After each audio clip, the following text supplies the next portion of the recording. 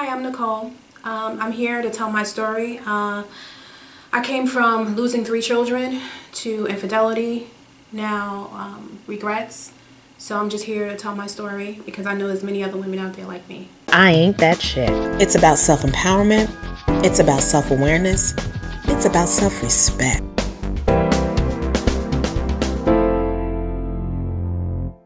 Welcome back to another episode of I Ain't That Chick. I'm your host, Natay, and I do have a fantastic guest with me here today. Please tell our audience your name. Nicole. Nicole, in your intro, you mentioned something about being a mom and losing 3 kids. I just want you to tell me your story from the beginning. In 2004 actually, I got married to my husband, who I thought was my soulmate. Okay. We got pregnant. At the time, he had 2 children, I had 2 children. We got pregnant, and I was excited, shocked, because I didn't think I could get pregnant again. Why not? I mean, I was in a relationship prior to him for 6-7 years. Okay. There was a year break, and then I met him. Mm-hmm. Never got pregnant. I was, monogamous in a relationship. So when I got pregnant with my husband, I was like, okay, this is a blessing. At the same time, I thought it was a curse, but I was happy about it. Then we lost the baby at 5 months. So you were pregnant 5 months and you lost the baby. Did you know why? No, I don't know why. I just looked at it. It was God's, grace. That He makes no mistakes. Okay. It was hard for me to deal with that. Emotionally. Yeah. Physically, I was okay. But emotionally, I was a wreck. Then I snapped back because all I can hear in my head is my mom saying, suck it up. Suck it up. Suck it up. You're stronger than this. You can do this. Snap back. And how did it impact your husband? We grieved differently. Mm-hmm. And I felt he took it a little bit better than I did because he had 2 sons already. Okay. For me, it was more than just losing my son. It was losing a part of me. Mm-hmm. Which, it hurt. It's devastating. Did you have to give birth? I had to give birth. You have to. And I have to ask you, how does it feel to give birth to your baby and your baby? Words can't even describe. Okay. It can't even describe how I had to give birth to a child that I would never hold. Never see, never love on, never hear them say mommy. No. Nothing. Okay, so you begin to heal over that loss emotionally. I began to heal. And we tried again. And we got pregnant with Destiny. Mm-hmm. Destiny, we were on pins and needles at the time because it was like, okay, did I do something wrong? Exactly. So let me take it back a little. So we got pregnant with Destiny, and I had Destiny at 6 months. I went into labor. I was at work. At the time, I worked for MetLife, and I went into labor. I drove myself to the hospital. And it was like, well, you got to go to the hospital. You got to go to delivery now. Went to delivery, had Destiny. She was a preemie. Thought everything was going to be okay. Hey, preemies make it. Right, exactly. And I remember I had her on Mother's Day. Okay. And she was doing well. She was in the hospital for 3 months. She was getting prepared to come home. So I got a phone call one day that Destiny pulled out her feeding tube. I was like, that's Destiny. She's feisty. She's like a mother. She'll be okay. 6 months. Okay. And when I got to the hospital, they were trying to resuscitate her. And all I can remember was me holding Destiny's hand. And I said, Destiny. And she squeezed my hand because she knew her mommy was there. Yeah. And she went into surgery. It never came out. And they brought her to me. She was already deceased. But I held her. And I just wept. And my husband just wept with me. And it was a line formed out the door. Because everyone had that bond with Destiny and myself. And they were just coming in, hugging me, and just, expressing how sorry they were. Because they knew what you had already gone through. They knew. Right. And, it was hard. Mm-hmm. It was hard. Nikki, how do you, in your mind, how do you reconcile, okay, I lost one baby, and now I've lost my second baby. How do you When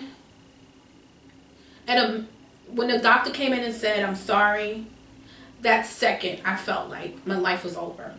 But something came over me and said, you know what? And I turned to the doctor and I said, you know what? Thank you. And that was it. Okay.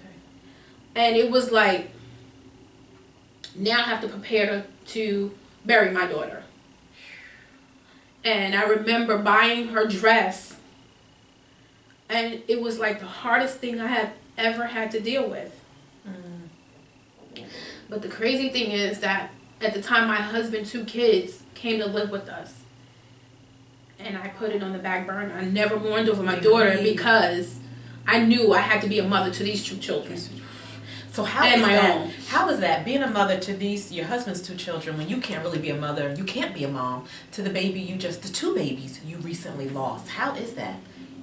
At the time, I didn't mourn.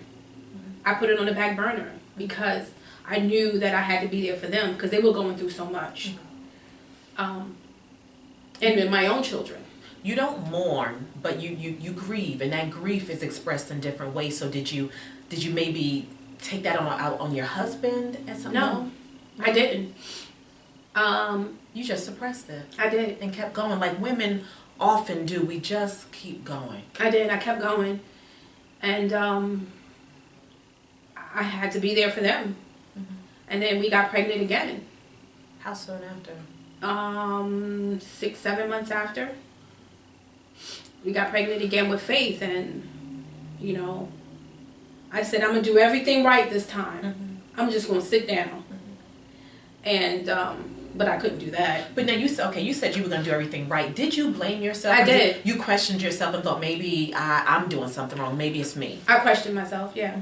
I thought maybe I did too much. I thought maybe I shouldn't have been working. I thought maybe I shouldn't have stressed because we were dealing with financial issues at the time as well, amongst everything else. Just raising 4 kids. Right. So we got pregnant with Faith, and I went 9 months with Faith. And I was due, during the course of the pregnancy, I had to go through some things to keep the baby. Had my cervix sewn twice to keep the baby, safe. And I was due that Thursday, that Monday before. Faith was already gone. She died in the womb. And at that moment, I was numb. I had no feeling. What do you think? I mean, you had no feeling, but are you like, God, what's going on? Like, what's happening? What are the doctors saying? I'm going to be honest with you. I called the funeral home that day and said, let's do this now. Like, I'm just done. I'm done. Like, I was numb. I didn't want any family around me. I alienated everyone. I just wanted to get it done and just be done with it. I don't know if I had so many different feelings of embarrassment. Why I felt embarrassed, I don't know. Because it wasn't your fault. But are people looking at you and maybe saying stuff to you? Like, people wondering, you lost 3 babies. Are people looking at you and wondering? Is it me?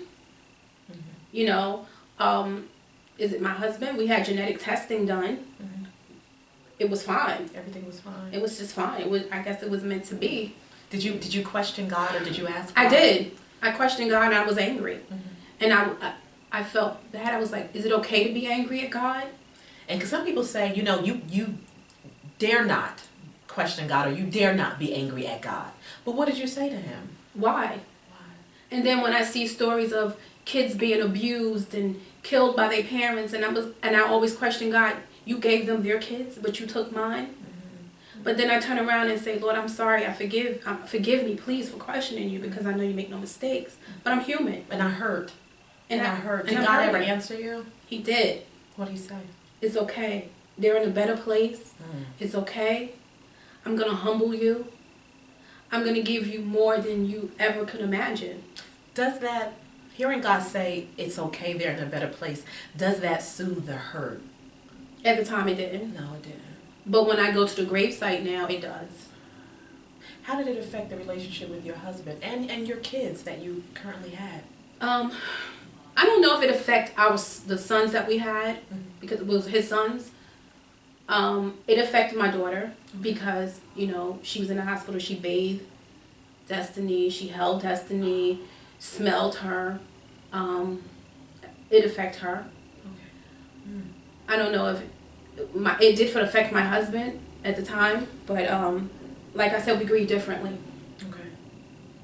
And the relationship we started to grow apart for many different reasons. And I felt depressed. I felt worthless. I felt like I didn't matter. And then this guy came along who was married and said all the right things that my husband wasn't saying to me at the time. So was your husband holding you? Was he allowing you to cry? Why do you think that was? Because I think he was going through. I think he didn't know how to. He didn't know how to. Okay. And he was going through his own thing. Now, did you understand? At the time, no. No, you didn't understand. Now I do. Okay, now you do. All right. So, and what did the doctor say about each baby passing? Was it a reason? Well, the last child that passed, they said it was an infection because the thread that held the cervix closed, the baby caught an infection. And that's what happened. With Destiny, but there is no reasoning. When you're a mom, there's no reasoning at all. No reasoning. That's going to make it okay. So you met a man, and he was saying the things that you needed to hear. He was saying the things I need to hear. He made me feel beautiful again. He made me feel safe. He made me feel I understand. And you were vulnerable. I was vulnerable. You know, and we developed a relationship, and we destroyed a lot of people. And looking back, I realized that it was a huge mistake.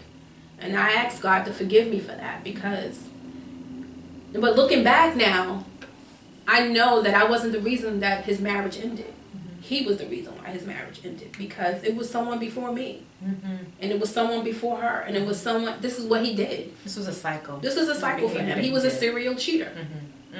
And for me, here I am, this woman that I know that I am, gave myself to him. And in the midst of that, hurt my husband, hurt my family, my kids, his kids. Did you and your husband stay together through this? No. Oh, No. Are you together with him now? The guy? No. No. So you're not with the guy you cheated with, and you're not with your husband. I am with the guy. I live with him now. You live with him now. Right. Okay, so But we're not together.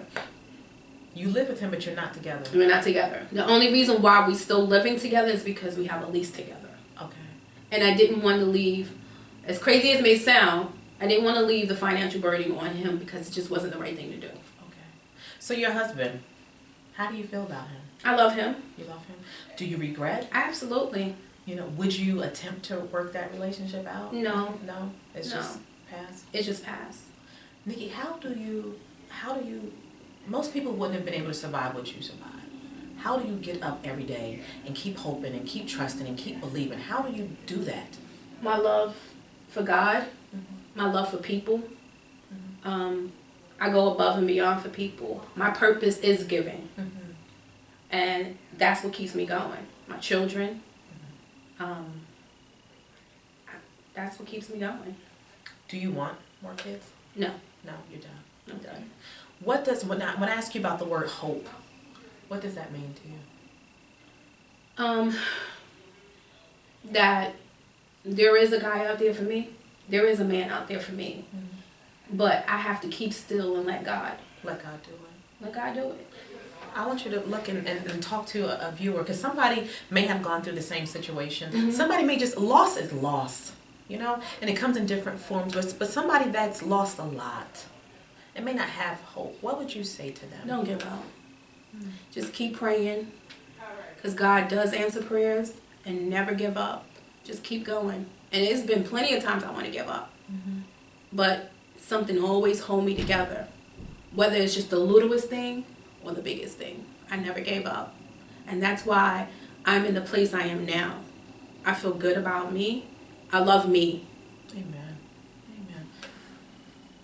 Thank you so much Thank for sharing your you. story. I appreciate it. Let me give you some love.